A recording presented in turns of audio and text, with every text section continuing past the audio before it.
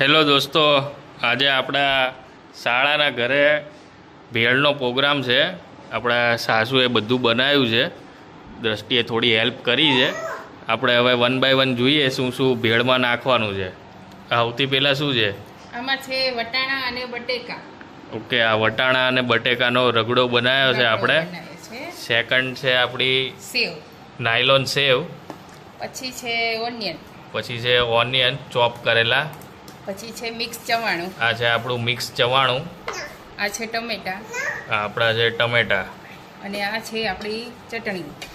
આ ચટણી બનાવી છે, ખજૂર અને આંબલીને મિક્સ કરીને ચટણી બનાવી છે.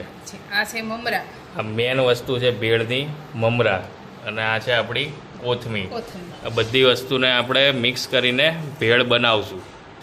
સૌથી પહેલાં આપણે ડીશમાં મમરા નાખી દીધા છે. હવે નાખશું રગડો.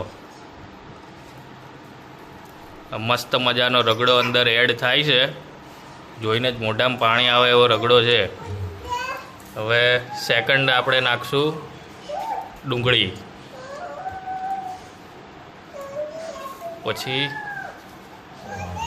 ચવાણું છે. આ ચવાણું નાખો ને તો ભેળ ટેસ્ટ છે ને જે એ વધારે આવે છે, એટલે આપણે ચવાણું અંદર મિક્સ કરશું.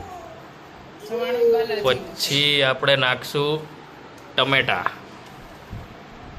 ટમેટા નાખી દીધા છે. હવે આપણે ચટણી નાખશું. આંબલી અને ખજૂરની જે ચટણી બનાવી છે એ ચટણી એમાં મિક્સ કરશું અંદર. મસ્ત મજાની ચટણી અંદર મિક્સ થઈ ગઈ છે. હવે નાખશું આપણે નાયલોન સેવ. નાયલોન સેવ અંદર એડ થઈ ગઈ છે, અને એની ઉપર ગાર્નિશિંગ કરવા માટે આપણે નાખી દઈશું કોથમીર. તો આપણી આ મસ્ત મજાની ભેળની પ્લેટ તૈયાર થઈ ગઈ છે. તો આપણે શાળાના ઘરે આવ્યા છીએ તો પેલી ડીશ એને જ આપશું, બરોબર ને? ખાધા વગર ન હાલે. જોકે આનું શરીર જોઈને તમને લાગશે આ ભેળ ઉપર જ હાલશે એવું.